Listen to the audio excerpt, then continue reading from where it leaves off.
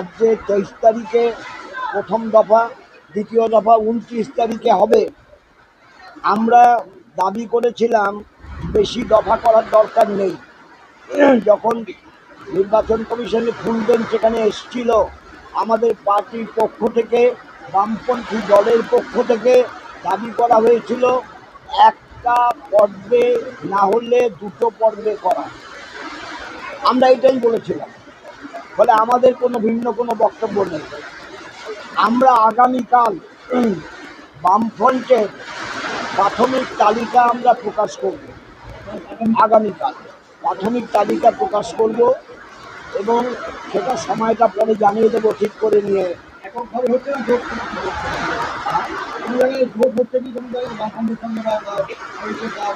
একটা জিনিস বুঝতে হবে, সাংবাদিকরা যারা সাংবাদিকের মতো প্রশ্ন করলে আমার উত্তর দিতে সুবিধে।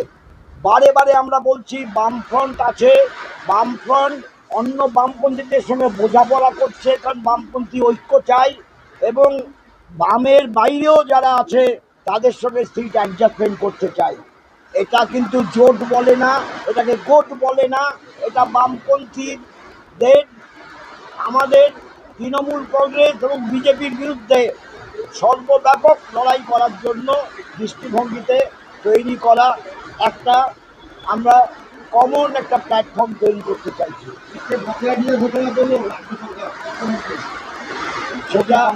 সেটা করতে বাধ্য হয়েছে তার যারা সরকারি কর্মচারী আছে তারাও বলছে এর কিন্তু ভীষণ নেগেটিভ ফল আউট এফেক্ট হবে, তাই করতে বাধ্য হয়েছে। এগুলো ন্যায্য পাওনা তাদের। পুরোহিত এবং মহাজিনদের টাকা ঘোষণা হলো নির্বাচন ঘোষণার কয়েক ঘন্টা আগে, এটা কি আবার পুরোহিতদেরও ভাতার বৃদ্ধি?